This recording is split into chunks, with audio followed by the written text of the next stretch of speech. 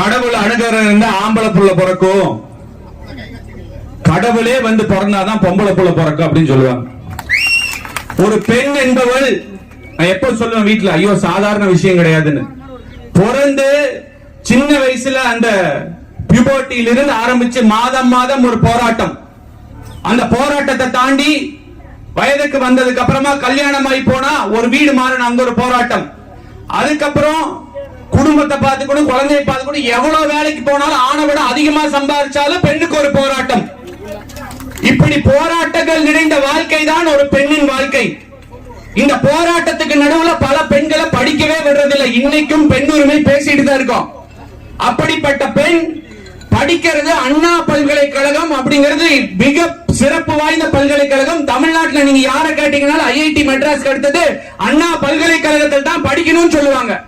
அப்படிப்பட்ட பல்கலைக்கழகத்துல படிக்கணும்னா நல்லா இரவு பகல் பார்க்காம படிச்சு நல்ல மார்க் எடுத்து போனாதான் போக முடியும். அத்தனை லட்சம் பேர் எழுதல, சில பேருக்கு தான் அந்த வாய்ப்பு கிடைக்கும். அப்படி நல்லா படிச்சு போயிருக்கிற ஒரு பெண் நம்ம வீட்டு பெண்கள் அனுப்பும் போது எப்படி அனுப்புவோம்?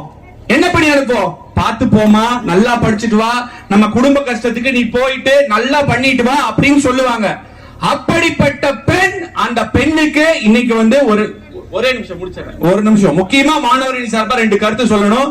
சொல்லிட்டு அதுக்கப்புறமா யாரு வேணா இதை படிங்க. ஒரு நிமிஷம் நான் சொல்லிக்கிறேன், இந்தாங்க பிடிங்கண்ணா. இப்ப என்னன்னா, உதயநிதி ஸ்டாலின் அந்த அண்ணா பல்கலைக்கழகத்தில் முதலமைச்சர் துணை முதலமைச்சர் ஆதரவுக்கு முன்னாடி அந்த கமிட்டியில ஒருத்தரா இருந்திருக்காரு, சிசி சிண்டிகேட் மெம்பரா இருந்திருக்காரு. சிசிடிவி இல்ல எனக்கு தெரியாதா? இன்னைக்கு நான் கேட்கிறேன், உதயநிதி ஸ்டாலின் இத்தனை ஆடியோ லான்ச் ஃபங்க்ஷனுக்கு போய் பேசுறியே, துணை முதல்வர் உங்களுக்கு துப்பு இருக்கா?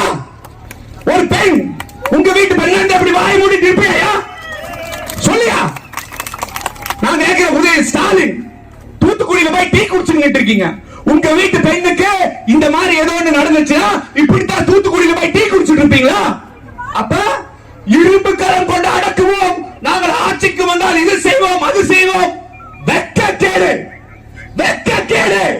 தமிழகத்துல ஒரு மாணவிக்கு இப்படி நடந்திருக்கு, படிக்க போற மாணவிக்கு இப்படி நடந்திருக்கு. ஒவ்வொருத்தரும் பொங்கிடணும், ஒவ்வொரு மாணவியும் பொங்கிடணும்.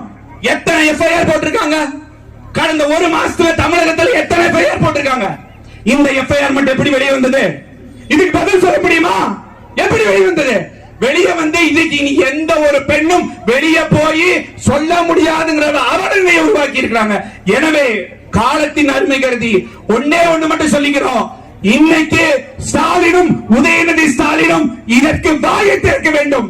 தமிழகத்தில் இருக்கும் பெண்கள் அனைவரும் அவமானப்படுத்துவது போல் உதயநிதி ஸ்டாலினும் இந்த வாயை திறக்காமல் இருக்கிறதை வன்மையாக கண்டிக்கிறோம் என கூறி, கண்டிப்பாக யார் அந்த சார் யார் அந்த சார் யார் அந்த சார் யார் அந்த சார் யார் அந்த சார் என்ற கேள்வி தொடர்ந்து மாணவர்கள் நாங்கள் கேட்போம் என்று வாய்ப்புக்கு நன்றி கூறி விடைபெறுகிறேன். நன்றி, வணக்கம்.